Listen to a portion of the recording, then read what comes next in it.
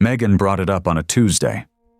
We were sitting at the kitchen table, the same oak table we picked out together from a furniture store off South Boulevard the month after we closed on the house. I was eating leftover pasta. She had her laptop open, but she wasn't looking at it. She was looking at me with that expression she gets when she's about to say something she's already decided on, but wants to pretend she hasn't. "I've been reading about something," she said, "and I want to talk about it without you getting upset." Anytime someone starts a sentence that way, you already know.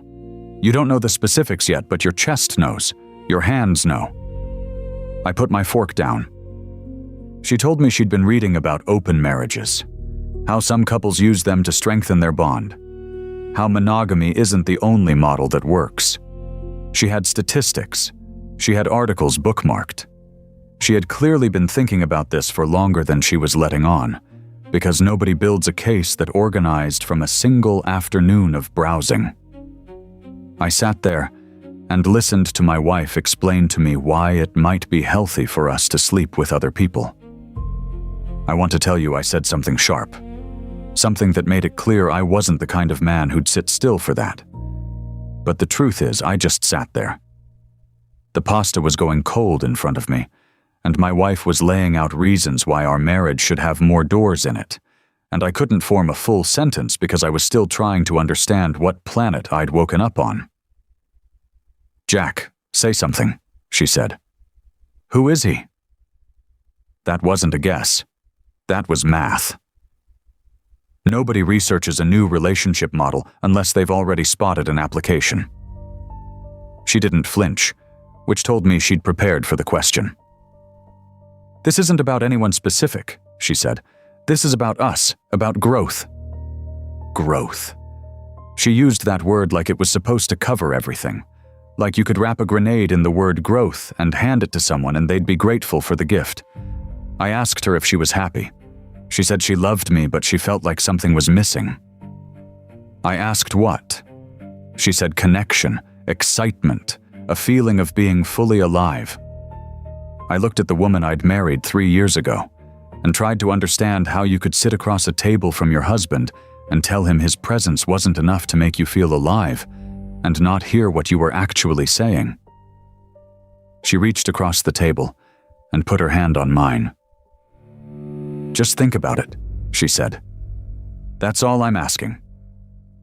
I told her I'd think about it. She smiled, kissed me on the cheek, went upstairs to get ready for bed like she hadn't just detonated something in the center of our kitchen. I stayed at the table. The dishwasher was running. I could hear it cycling through its rhythm, this dumb mechanical sound that had been part of every evening in this house, and for the first time it sounded like it belonged to a life that didn't exist anymore. She wanted to sleep with someone else. That's what open marriage means when one person brings it up and the other person didn't know the conversation was coming. It means one of you has already started shopping, and the other one is being asked to hold the door open. I sat in her chair after she went upstairs. I don't know why. Maybe I wanted to see the room from where she'd been sitting. The table looked the same from both sides. But the marriage didn't. I pulled out my phone, not to call anyone, just to hold something solid. I opened my contacts, scrolled past her name, and stared at the screen until it went dark. I didn't sleep that night. I lay in bed next to her and listened to her breathe and thought about the word growth and all the things it was supposed to cover. By the time the sky started turning gray through the blinds, I knew one thing clearly.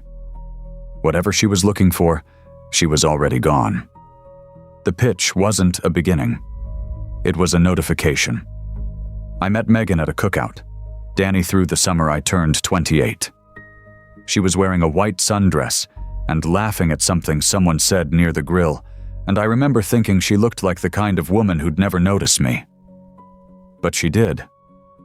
She came over and asked me what kind of engineer builds carburetors for fun, because Danny had apparently told her about my garage hobby, and the way she asked made it sound like she thought it was interesting instead of weird. We dated for 1.5 years. She was a marketing coordinator at a software company. She was sharp with words, good with people, organized in a way that made my methodical brain comfortable. We talked about houses before we talked about marriage, which felt honest at the time. Like we were building something practical before we decorated it. We got married at a venue outside Asheville. 40 guests. Her mother cried.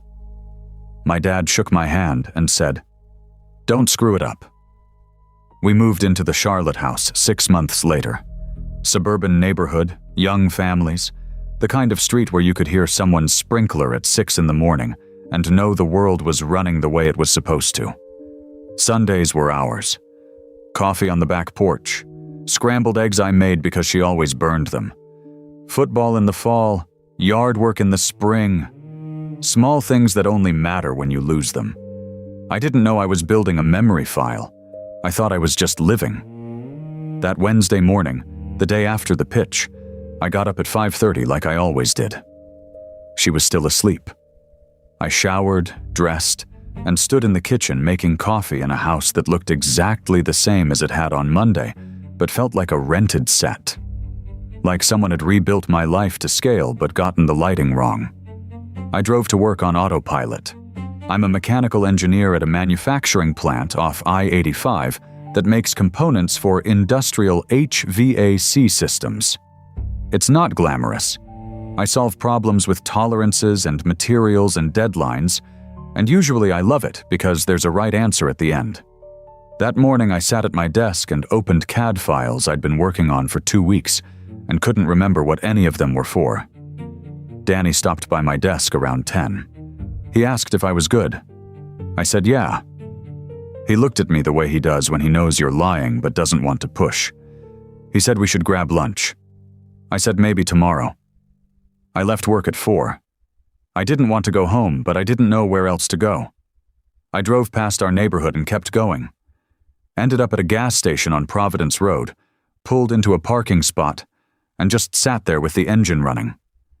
A woman came out with a fountain drink and a bag of chips and got into her car and drove away, and I watched her and thought about how many people in this parking lot were carrying a normal day and how many were sitting in their cars trying to figure out if their marriage was already over. I went home at 6. The kitchen light was on. Megan was making dinner. She smiled when I came in like nothing had happened. Like Tuesday night was just a conversation, and the conversation was over because she'd said her piece, and now we were back to normal. "I'm making that chicken thing you like," she said. I said thanks. I hung up my jacket. I sat at the table and watched her cook and thought about the word growth and how she'd used it like a key to a door I didn't know existed in our house. We ate dinner. She talked about her day. I nodded in the right places. After we cleaned up, she went to the living room, and I told her I was going to the garage to work on something. I sat on a stool next to my workbench and didn't touch a single tool. I just sat there while the fluorescent light buzzed overhead and the October air leaked in through the garage door seal. By 10 o'clock, I'd made 2 decisions. The first was that I was not going to share my wife with another man. The second was that I was not going to tell her that yet. Thursday morning, I brought it up before she could bury it under routine. She was pouring coffee. I was standing by the counter with my arms crossed, which I didn't realize until later looked like I was already defending something. "I want to talk about Tuesday," I said. She didn't put the coffee pot down right away. She held it for a second too long, like she was calibrating. Then she set it on the counter and turned to me and said, "Okay. Is there someone specific?" "Jack, I told you, this isn't about a person, it's a concept. Concepts don't make people rehearse speeches at dinner." That landed. I could see it land. Her jaw shifted the way it does when she's choosing between honest and strategic. I've been married to her long enough to know the difference. "Fine," she said. "There's a guy at my gym, Tyler. We've been talking." "Talking?" "Yes, talking. Like adults. We have things in common. He listens." Listens.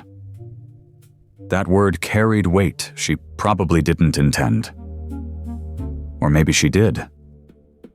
Maybe she wanted me to hear that I didn't listen well enough, and Tyler did. And the open marriage was supposed to be the grown-up solution to whatever listening deficit she'd diagnosed. I asked how long they'd been talking. She said a few weeks. I asked what about. She said life, work, stress. I asked if they'd been physical. She said no, and looked me in the eye, and I noticed that the looking in the eye part felt practiced too, like she'd anticipated the question and rehearsed the steady gaze.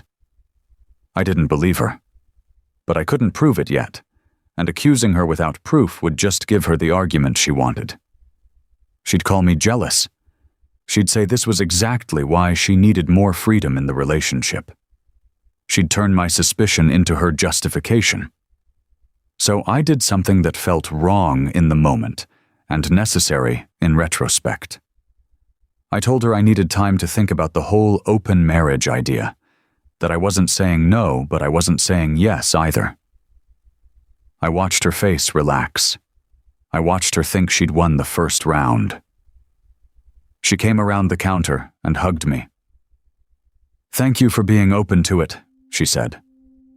I stood there with my hands on her back and thought about the word open and how many meanings it was carrying in this kitchen. That night she went to the gym. She'd been going 3 times a week before, but now every trip had a different charge to it. I could hear her humming while she packed her gym bag. She looked lighter when she left, the way someone looks when they're heading towards something they want. I sat at the kitchen table again. Second night in a row, that table felt less like furniture and more like a witness stand. I took out my phone and typed the name Tyler into Facebook, attached to Megan's gym. Nothing definitive. I tried Instagram. She'd stopped posting as much recently, which I'd attributed to busyness. Now I attributed it to something else.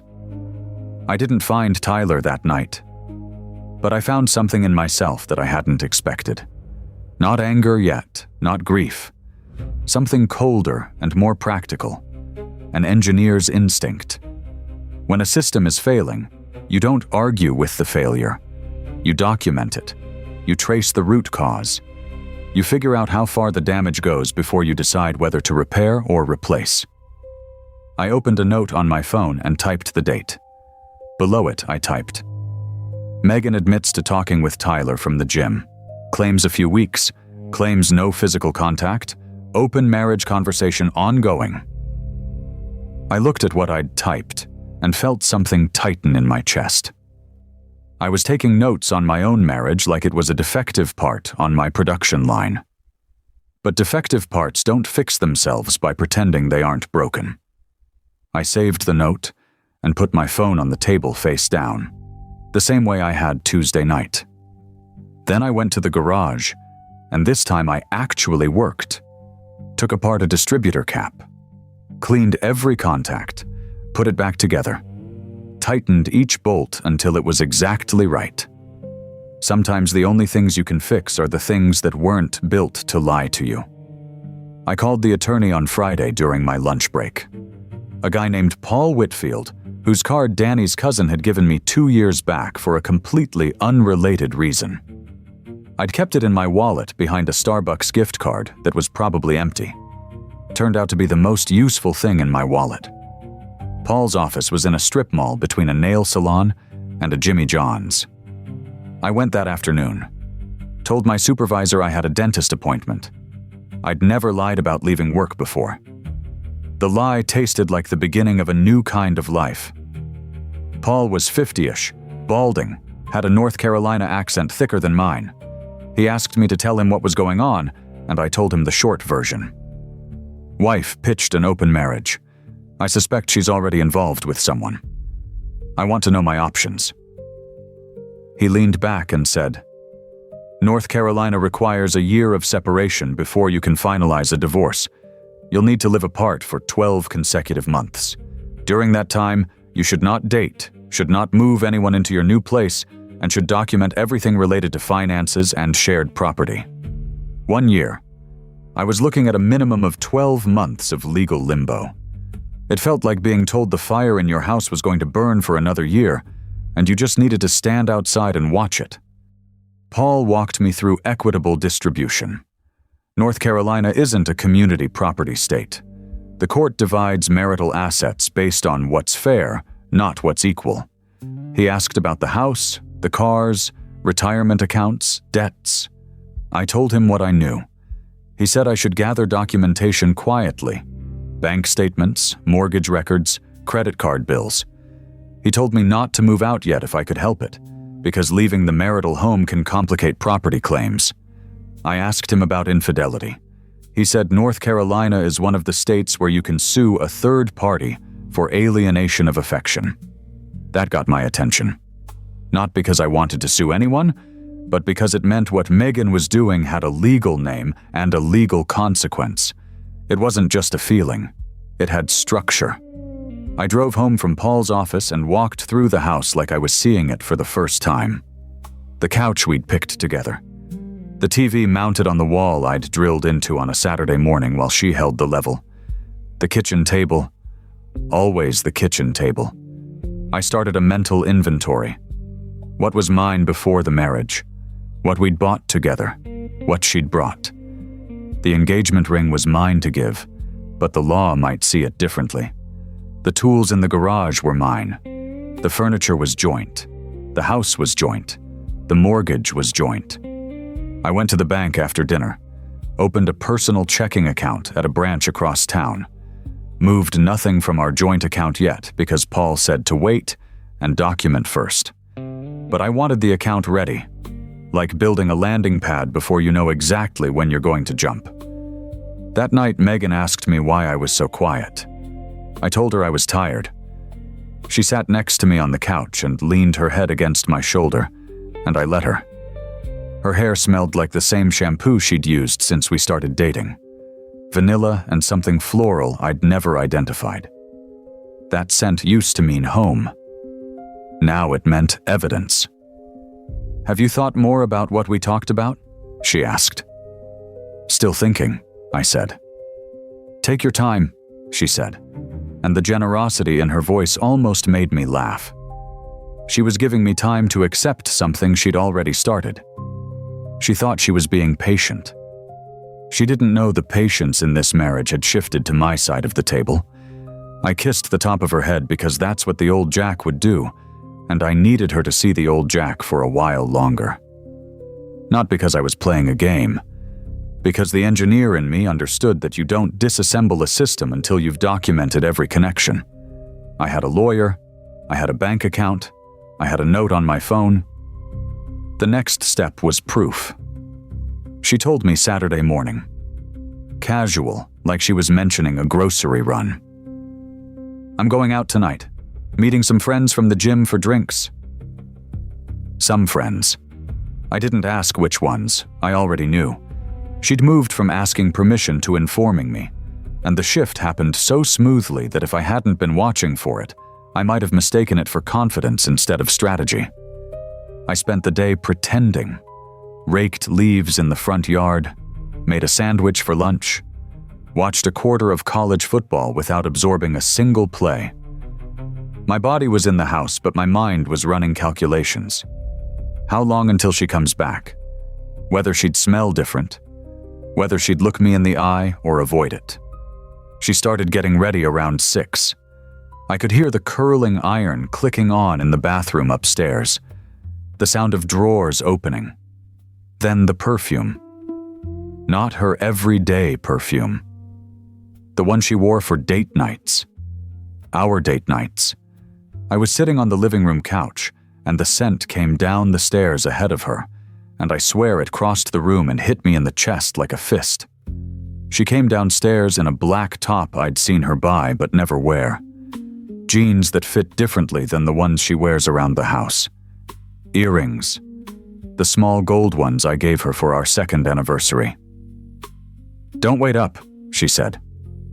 She said it lightly, like she was leaving for a girls' night, and I was a husband who'd be fine on his own. I said, "Have fun." The front door closed. Her headlights swept across the living room windows. Then quiet. I sat there for a while. Not thinking exactly. More like listening to the house settle around me. The refrigerator humming. The furnace kicking on. All these machine sounds that used to be background noise, and were now the only sounds reminding me this was still a real place. I picked up my phone. I wasn't going to call her. I knew that. But my thumb hovered over her name anyway.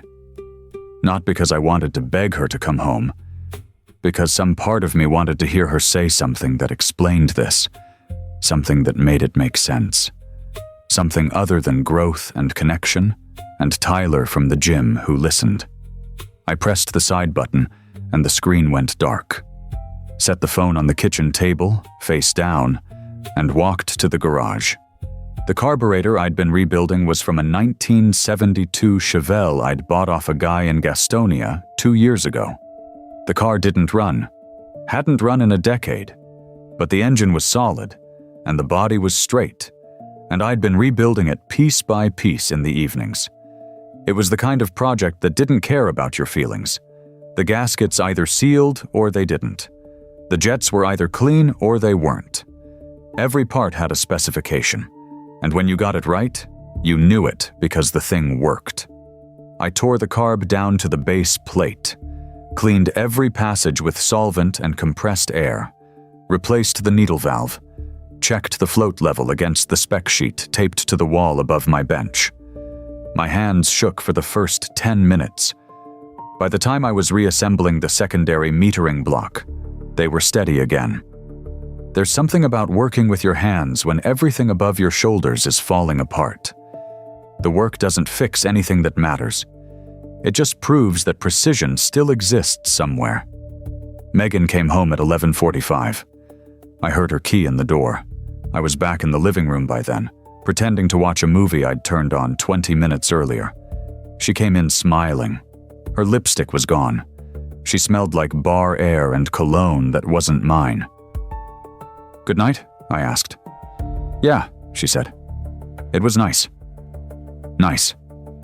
She looked at me like she was checking whether I was going to make a scene. I wasn't. I smiled back. She went upstairs.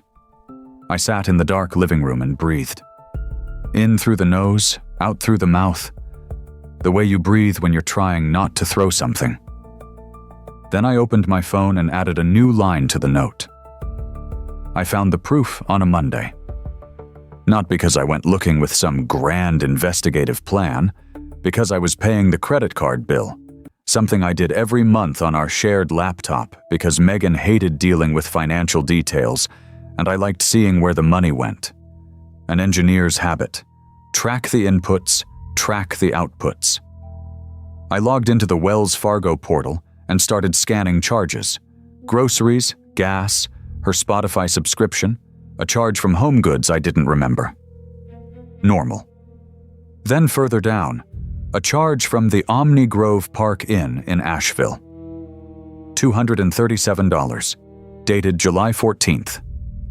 July 14th was a Saturday. The Saturday Megan told me she was driving to Asheville to spend the weekend with her college friend Lauren.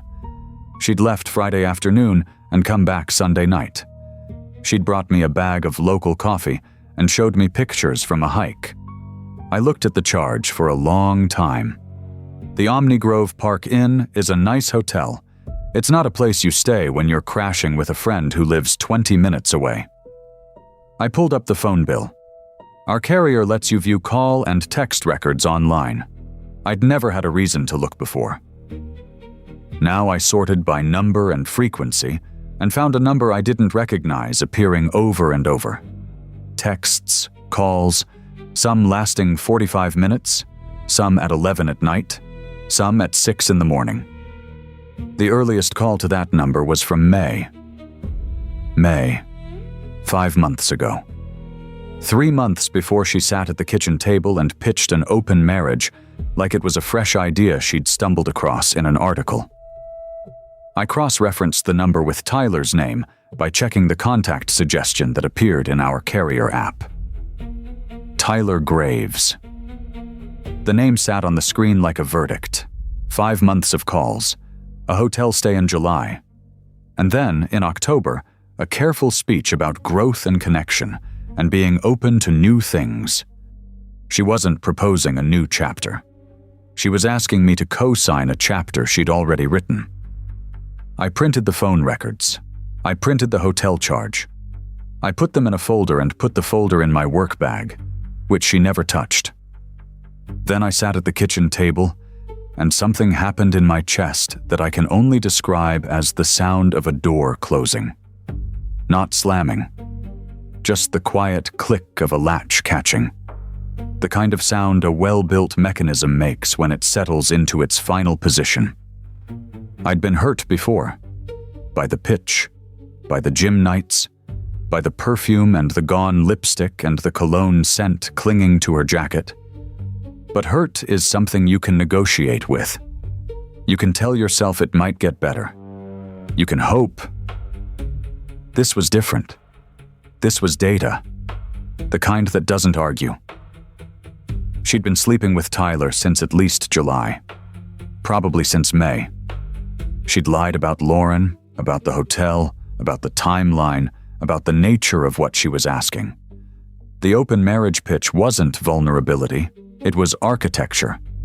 She'd built the whole proposal around a lie so she could keep doing what she was already doing with a clean conscience. I understood now why she'd seemed so prepared when she brought it up. Why she had articles. Why she had statistics. Why she looked me in the eye when she said she hadn't been physical with Tyler. She'd practiced the way you practice a presentation at work. She'd anticipated my objections and preloaded her rebuttals. This woman sat across the table from me in our house, in the kitchen I renovated, at the table we bought together, and lied to my face with the confidence of someone who'd been lying successfully for months. I didn't yell. I didn't call her. I didn't drive to the gym and find Tyler Graves and put my fist through his face, which is something the old version of me might have fantasized about, but the new version understood would only make things worse. I called Paul Whitfield. I told him I had documentation. He said bring it in tomorrow. I folded the printouts neatly and put them back in the folder. Then I wiped the browser history on the laptop. Not because I was hiding what I'd done, but because I wanted to control the timing. She'd find out when I was ready.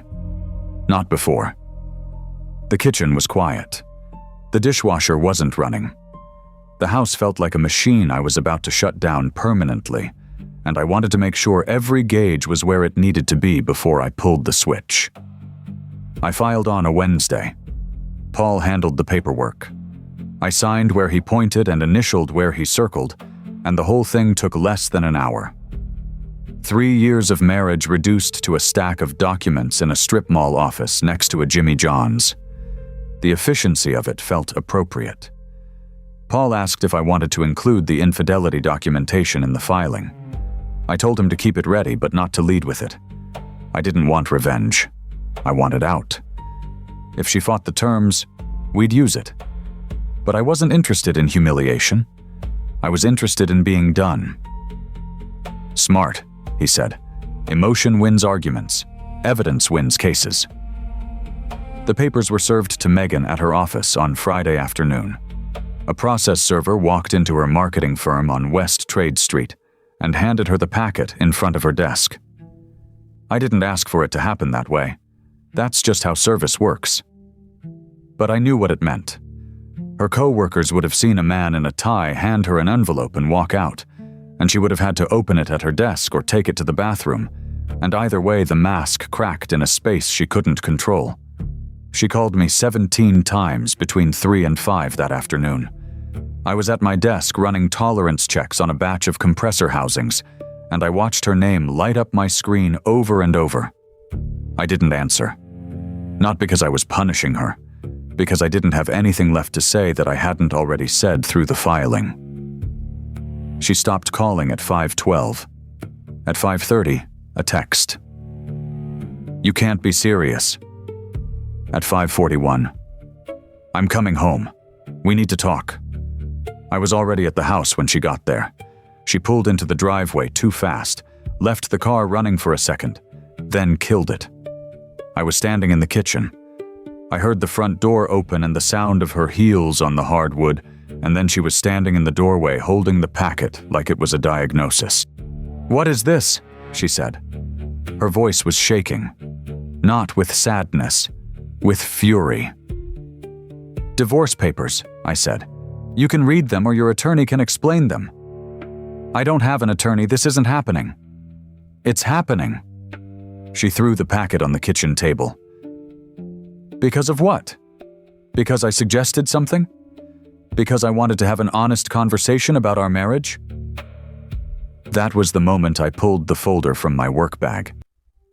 I'd left it on the counter that morning. I opened it and slid the printouts across the table toward her. "The hotel in Asheville was July 14th, I said. "The phone records go back to May. You told me about Tyler in October and acted like it was new." She looked at the printouts. I watched her read them. I watched her face do the thing faces do when the story they've been telling can't survive contact with numbers and dates. "It was only once," she said. Quieter now. "The hotel. It didn't mean anything." "Once," I repeated. "In July. 3 months before you pitched the open marriage, while you were telling me it was about growth. I was going to tell you. You did tell me. You just rewrote the timeline so you could pretend it hadn't started yet." She sat down at the table. Not in her usual chair. In mine. She put her face in her hands and started crying, and I stood there watching the woman I married cry at the table where she'd pitched me a lie designed to protect the thing she was already doing. I wanted to feel satisfied. I didn't. I felt like the mechanic who finally finds the crack in the engine block and understands the whole motor needs to come out. You were right about the diagnosis, and you'd rather have been wrong. "Paul Whitfield is handling my side," I said. "Get a lawyer. We'll work out the details." I picked up my keys and my work bag. She said my name as I walked out, but I didn't turn around. Not because I was strong, because if I'd looked at her face in that moment, sitting in my chair at our table with 5 months of lies spread out in front of her, I might have stayed. And staying would have been the cruelest thing I could do to myself. I drove to Danny's apartment. He opened the door, looked at my face, and went to the fridge without asking a question. I found the apartment on Craigslist. 1 bedroom, 2nd floor, off Central Avenue near Plaza Midwood. $750 a month. The carpet was beige, the walls were off-white, and the kitchen was the size of a bathroom. I signed the lease on a Tuesday and moved in on a Thursday with a mattress, a duffel bag, and a folding table I bought at Target for $39. The folding table went in the kitchen. Plastic top, metal legs, the kind of table you'd use at a tailgate. I set it against the wall under the one window and put a single chair next to it. I didn't unpack the rest of my stuff for 3 days because opening boxes felt like admitting this was real. The first night was the worst. I lay on the mattress on the floor and listened to sounds I didn't recognize. Neighbor's TV through the wall. Someone's car alarm at midnight. The building's heating system making a noise I couldn't identify and didn't know how to fix. In the house, I knew every sound. The furnace had a click before it kicked on. The refrigerator hummed in D-flat. I used to joke about that to Megan. She'd roll her eyes and say, "Only you would know the key signature of an appliance." I didn't miss her yet. Or maybe I was missing her and calling it something else. The apartment didn't smell like anything. That was the part that got me. Homes are supposed to smell like something. Cooking, candles, laundry, the person you share it with. This place smelled like paint and emptiness. Danny came over Saturday with a 6-pack of Sweetwater 420 and a bag of gas station peanuts. He sat on the floor because I only had one chair. He didn't comment on the apartment, didn't say it looked rough, didn't say he was sorry. He cracked a beer and handed it to me and asked what I wanted for dinner. We ordered pizza from a place down the street and ate it on the floor. Danny talked about a project at work that was driving him crazy, a tolerance issue on a new valve assembly that kept failing QC. I told him to check the tooling alignment. He said he already had. I said check it again. For 20 minutes, we were just two engineers arguing about a valve, and it was the closest thing to normal I'd felt since October. Then Danny stopped talking about the valve and looked at me. Not with pity, just steadily. "You going to be all right?" he asked. "Yeah. You should talk about it, at some point." I put my beer on the floor and looked at the folding table under the window. "My wife was already cheating on me when she asked if I'd be okay with it," I said. "She had call records going back to May, a hotel in Asheville in July, and then she sat at our kitchen table in October and pitched the whole thing like it was a new lifestyle choice." Danny didn't say anything for a while. Then he said, "That's the most organized betrayal I've ever heard of." I almost laughed. It wasn't funny, but the way he said it, like he was reviewing a project timeline, hit something that needed to be hit. "She cried when I showed her the printouts," I said. "Sat in my chair and cried." "Your chair?" "Yeah, not hers. Mine." Danny looked at me. "That means something?" "I don't know. Maybe. She was in my seat, and I was standing, and she was crying, and I was calm, and I keep thinking about how wrong the whole picture was. Like we'd traded roles. Like she was the one who got ambushed." Danny handed me another beer. "She did get ambushed, by her own receipts. That's not your problem." He left around 10. I washed the 2 glasses we'd used and put them upside down on the counter. 2 glasses, 1 chair, a folding table, a mattress on the floor. This was the separation period. In North Carolina, the clock starts when you move into a different residence. 12 months, 365 days of this before I could be legally free. I set my alarm, turned off the lights, and lay there listening to the unfamiliar building settle around me. Somewhere below me, someone was playing music too softly for me to make out the song. The bass came through the floor like a heartbeat belonging to someone else's life. The first text came the day after I moved out. Then they didn't stop. Some were apologetic. "I know I messed up. Can we please just talk?" Some were angry. "You moved out without even discussing it. That's not fair." Some were nostalgic, the worst kind. "Remember that weekend in Wrightsville Beach? We can get back to that. I know we can." And some were desperate in a way that made reading them physically uncomfortable. Long paragraphs at 2 in the morning about how she couldn't sleep, about how the house was too quiet, about how Tyler meant nothing, and she'd been confused and lonely, and she knew it was wrong, but she loved me, and could I please just come home so we could figure this out together? I didn't respond to most of them. Paul had told me to keep communication minimal and documented. If she said anything relevant to the divorce, I forwarded it to him. If she said she missed me, I put the phone down and went to the gym.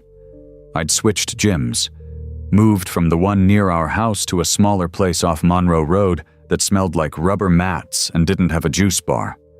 I went every morning at 5:30, lifted heavy, showered fast, drove to work. The routine was the scaffolding holding the rest of me upright. 3 weeks into the separation, she started showing up at places I went. My gym parking lot. She was parked outside at 6:15 on a Wednesday, sitting in her car. I walked past and she rolled down the window and said she just wanted to see me. I told her this wasn't appropriate, and kept walking. She didn't follow me in. 2 days later, she was in the parking lot at my job, waiting by my truck when I came out at 5. She'd been crying. Her mascara was smudged and she looked smaller than I remembered, which is something that guilt tries to weaponize against you. "Tyler left me," she said. "He's done. It was never serious to him." I wanted to say, "It was serious enough for the Omni Grove Park Inn." "I didn't," I said. "I'm sorry to hear that, but this doesn't change anything between us." "Jack, please. I made the worst mistake of my life. I know that. But we're married. Doesn't that count for anything?" It counted. It counted more than she'd ever understand. That was exactly the problem. I'd counted it as everything, and she'd counted it as a structure flexible enough to include another man as long as she asked permission first. I told her I'd talk to her through the attorneys. She said she didn't want attorneys between us. I said that was no longer her choice to make. She started crying harder. A couple of my co-workers walked past and looked at us. One of them, Craig, slowed down like he was going to intervene and then thought better of it. I got in my truck and drove away and watched her in the rearview mirror standing in the parking lot with her arms wrapped around herself. That night she texted, "I know you still love me." I didn't answer because she was right, and that was exactly why I couldn't. The next week she showed up at my apartment complex, sat in her car in the visitor lot for almost an hour. I saw her from my window but didn't go down. I wasn't afraid of her. I was afraid of what I might say if I got close enough to smell that shampoo again. Vanilla and something floral. The scent of a life that used to fit. I changed my gym schedule, started going at 4:30 in the morning instead of 5:30. I blocked her number, then unblocked it 2 days later because Paul said I needed to keep a channel open in case she communicated anything relevant to the proceedings. I wasn't sleeping well. The apartment was too quiet, and then too loud, and the mattress was wrong, and the heating system made that noise I couldn't identify. I started going to bed later just to shorten the time I spent lying in the dark, processing things I didn't want to process. 3 weeks felt like 3 months. The separation clock said I had 49 more weeks to go. Some mornings the only thing that got me out of bed was the alarm and the gym and the knowledge that if I stayed horizontal, the thoughts would eat me alive. December. The apartment had been mine for almost 2 months. I'd bought a floor lamp from Goodwill and a set of plates from Target and hung a single picture on the living room wall, a framed photo of the Blue Ridge Parkway that Danny gave me because he said bare walls made a place feel like a holding cell. I was starting to settle into the rhythm. Work, gym, groceries, dinner for one at the folding table, TV I didn't care about, sleep I didn't enjoy. Not happiness, just function. Like an engine running without a load. It worked, but it wasn't doing anything with the power. The knock came on a Thursday evening around 7. I wasn't expecting anyone. Danny usually texted first. Nobody else knew this address except Megan and the attorneys. I opened the door, and she was standing in the hallway wearing a gray wool coat that didn't close all the way. Because she was showing. Not just a little. Enough that even through a coat, the curve was unmistakable. She looked exhausted. Her hair was pulled back in a way she never used to wear it, like she didn't have the energy for anything else. Her eyes were red-rimmed. She looked older than 31, which is what she was. "Can I come in?" she said. I should have said no. Paul would have told me to say no. Every rational impulse I had was screaming to close the door, send a text to my lawyer, and go back to the floor lamp and the Blue Ridge Parkway photo. I stepped aside. She walked in slowly, looked around the apartment like she was cataloging it. The mattress visible through the bedroom door, the folding table, the single chair, the plates stacked on the counter because I didn't have a cabinet that fit them right. She sat at the folding table. I pulled the chair from the bedroom door and sat across from her. We were sitting at a table that wasn't ours, in a place that wasn't ours, and the gap between what we were and what we used to be was a physical distance I could measure in cheap furniture and bare walls.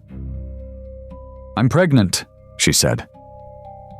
The words landed in the apartment like something dropped from height. I heard them and understood them, and sat with them for a few seconds before I let myself respond. How far along? About 5 months. 5 months. I did the math the same way I calculate tolerances at work. Automatically, without emotion, just inputs and outputs. 5 months back from December put conception in July. Our last time together was early July, maybe the 2nd or 3rd. If she was 5 months along in mid-December, conception was mid-July at the latest. Mid-July. The Asheville trip was July 14th. It might be yours, she said. The timing is close. We were still together in July. Megan, we were together on the 2nd. You were in Asheville with Tyler on the 14th. Those are 12 days apart. She flinched when I said his name, like the word had a physical edge. I don't know whose it is, she said. I haven't been able to bring myself to do a paternity test. I wanted to talk to you first. I sat at the folding table and looked at my wife, pregnant with a child that was probably another man's, and felt something I didn't expect. Not anger, not even betrayal, which had already burned through me months ago and left a layer of ash I'd learned to walk on. What I felt was something close to pity. Not for what she'd done, but for where she'd ended up. She was sitting in a $39 table in a stranger's apartment, 5 months pregnant with an uncertain paternity, asking the man she'd cheated on to help her figure out her next move. Tyler? I asked. Gone. He moved to Raleigh. He knows about the pregnancy. He said he needs time to think. She said it with the flatness of someone who has already translated that sentence into its real meaning. I looked at her for a long time. She looked back. There was no performance in her face this time. No rehearsed steadiness. No anticipatory rebuttals. Just a woman who had run out of strategies and was left with the raw material of her situation. I'm sorry, I said. And I meant it. Not for the marriage, not for the filing, but for the child. Because a child deserves parents who know whose it is and want it for its own sake, and this one was arriving into a mathematics problem that nobody wanted to solve. She started crying. Quietly. Not the dramatic crying from the night I showed her the printouts. This was the kind of crying that happens when there's nothing left to argue, and all that's left is the weight of what's real. I handed her a napkin from the counter. It was a paper napkin from a cookout-takeout bag. That detail felt like the whole apartment. Temporary. Insufficient. But present. The calls started within 48 hours. Megan must have told people, or maybe the pregnancy told them for her. Either way, my phone became a courtroom where everyone else was the judge, and I was the defendant. Her mother called first. Linda.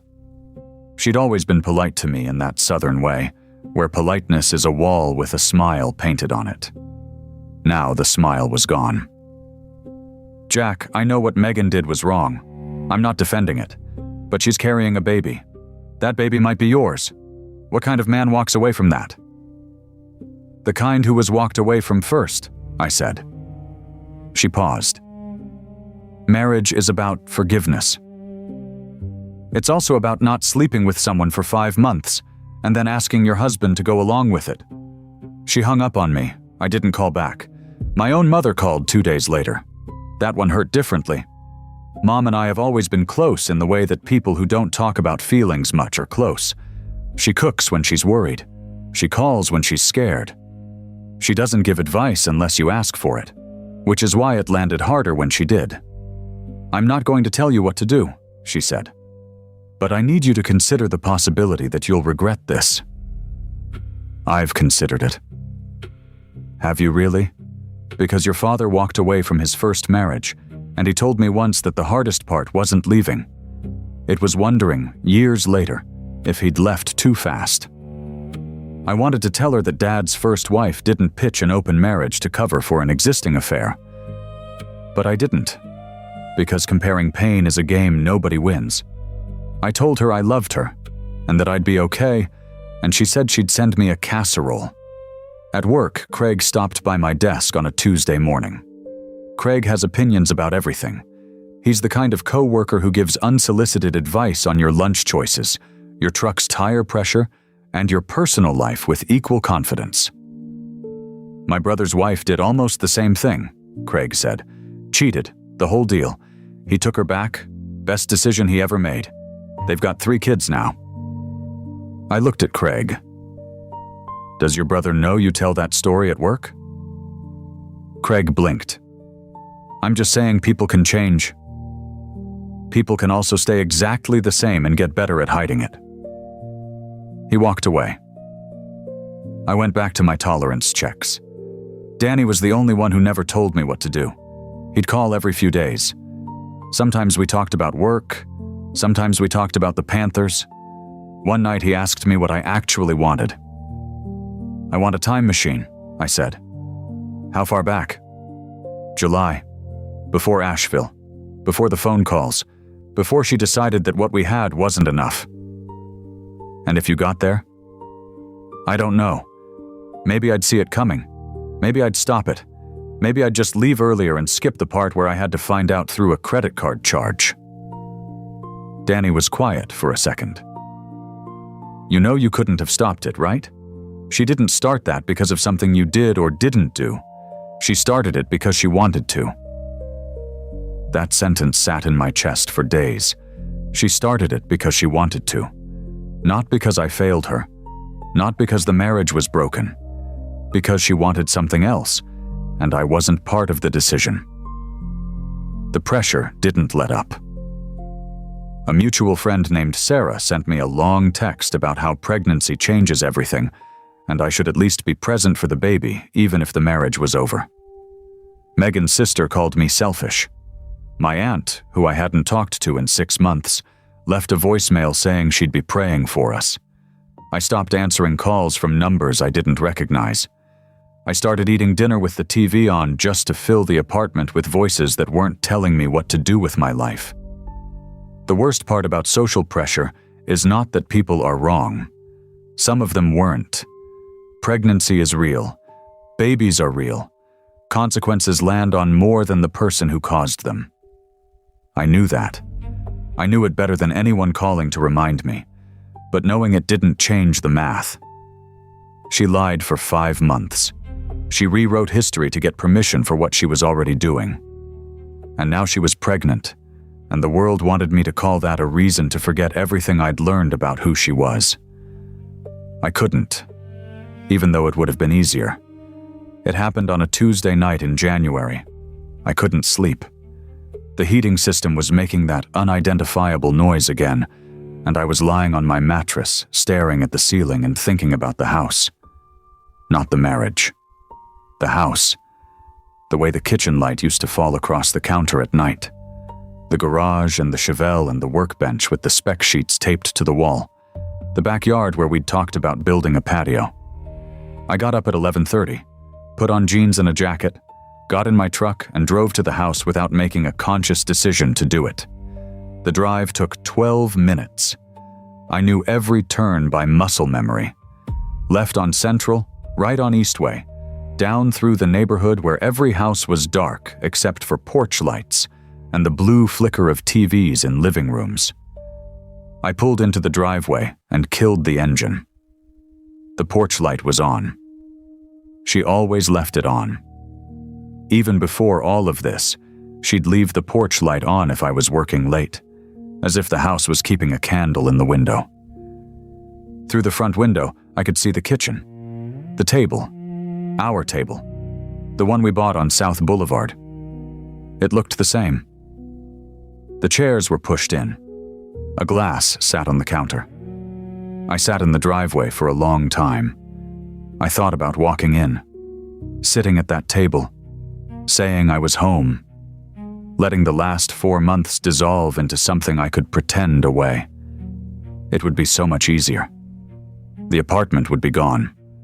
The folding table, the mattress on the floor, the beige carpet, the sounds I didn't recognize. All of it traded back for the furnace that clicked before it kicked on, and the refrigerator that hummed in D-flat, and the smell of vanilla shampoo and the weight of a body next to mine in the dark. My hand went to the door handle. Then I thought about July 14th. The Omni Grove Park Inn. $237. Phone records going back to May. The rehearsed speech at the kitchen table. The word growth used like a key to a door that was already open behind my back. I thought about her sitting in my chair crying while the printouts sat between us like a settlement agreement with the terms already decided. I let go of the handle. I started the truck, backed out of the driveway, drove back to the apartment, parked in the lot and sat there for another 15 minutes because going inside felt like closing a coffin lid on the version of my life I'd wanted. Then I went inside, brushed my teeth, set the alarm for 4:30, lay down on the mattress and stared at the ceiling until the alarm went off. The gym, the weights, the shower, the drive. That day at work, I designed a mounting bracket that solved a vibration problem our team had been chasing for 3 weeks. I drew it in 20 minutes. It was the cleanest design I'd produced in months.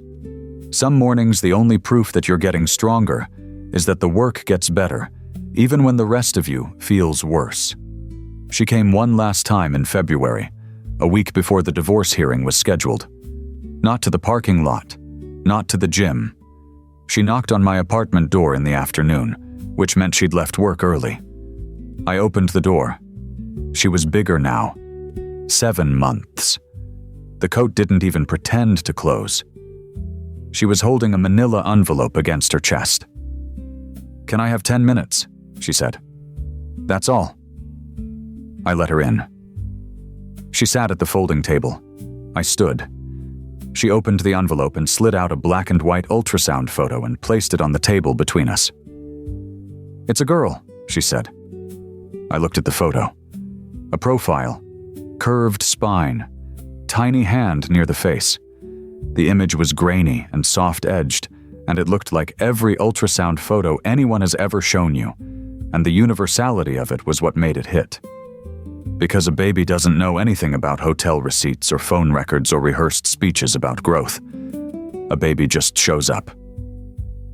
"I'll do anything," Megan said. "Counseling. I'll move. I'll cut off all contact with Tyler. It's already done. He's gone. He hasn't called since November. I'll sign a post-nup. I'll take a lie detector. Anything you need." She sounded rehearsed, but differently than before. This wasn't a pitch. This was a last offer. The desperation in her voice wasn't strategic. It was the sound of someone who has run out of plans and is holding the only card she has left. "The baby deserves a 2-parent home," she said. "I know I destroyed this. I know it. But we could rebuild it. People do. That's not impossible." I sat down across from her, looked at the ultrasound photo on the folding table. I thought about the kitchen table at the house and the kitchen table in this apartment, and all the different conversations that had happened at tables in the last 5 months. "Megan," I said, "I'm sorry for the baby. I mean that. A child should come into something stable and wanted, and I wish that's what this was." "It can be. It still can." "No, it can't. Because every time I'd look at that child, I'd think about the Omni Grove Park Inn. I'd think about the phone records. I'd think about you sitting in our kitchen telling me about growth while you were already 3 months into something you hid from me." Her eyes filled. She didn't argue. She just sat there and let the words land. "I loved you," I said. "I loved you enough that the open marriage pitch didn't just make me angry. It made me wonder what I'd done wrong. I spent a week thinking I must have failed you somehow. And then I found out you'd been with him since May, and the whole pitch was just packaging. You weren't asking me to grow. You were asking me to help you feel okay about what you were already doing." "I know," she whispered. "I can't build a life on that. And you already know that." She picked up the ultrasound photo, held it against her chest the way she'd held the envelope. She stood up slowly. "Did you ever love me?" she asked at the door. "That's why this hurts the way it does," I said. She left. I locked the door. Stood in the kitchen for a long time, looking at the folding table where the ultrasound had been. Then I washed the 2 glasses on the counter, even though only one of them had been used. The hearing was in 7 days. The divorce was finalized in March, 12 months and 6 days after I moved into the apartment on Central Avenue. Paul handled the terms. Equitable distribution. She kept the house.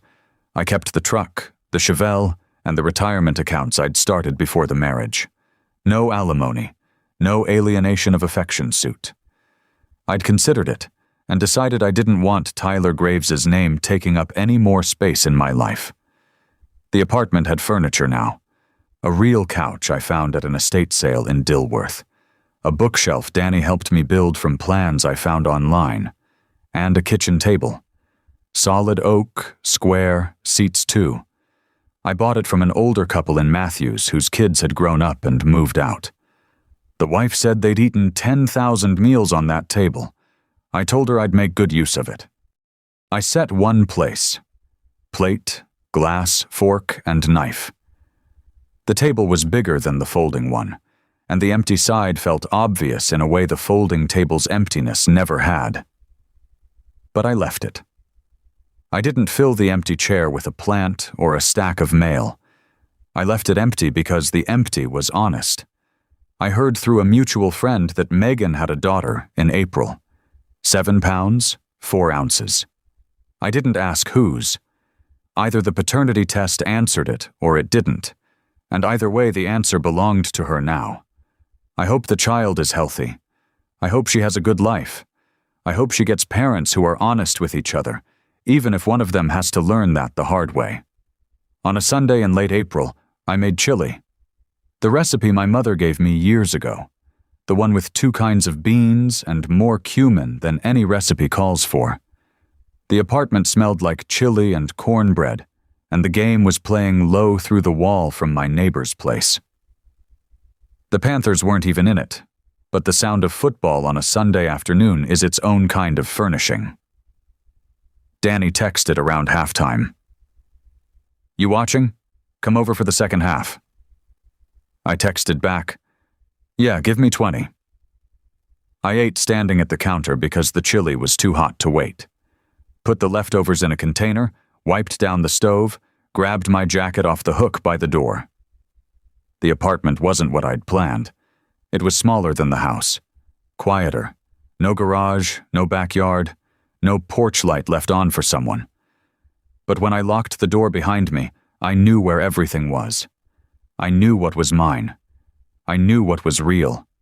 Nothing inside it was a lie.